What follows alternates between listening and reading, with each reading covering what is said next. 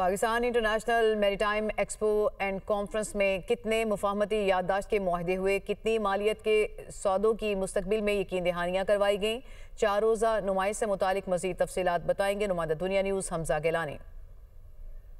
जी बिल्कुल, 4 रोज़ा Pakistan maritime expo and conference अपने अख्ताम को पहुंची है। सेकेंड एडिशन इंतहाई कामयाब रहा। गुज़िश्ता एडिशन के मुकाबले में इस एडिशन में तकरीबन 83 MOU साइन हुए, जिनकी मालियत 26 करोड़ 80 लाख डॉलर बनती है। ज़बरदस्त फीडबैक मिला है पामेक में। यहाँ पे स्टॉल्स लगाने वालों को B2B गवर्नमेंट टू बिजनेस मुतादिद मीटिंग्स हुई। 300 से ज़ायद मीटिंग्स का इनेकाद किया गया। ज़बरदस्त ऑर्डर्स मिले। 45 से ज़ायद ममालिक ने पामेक में शिरकत की।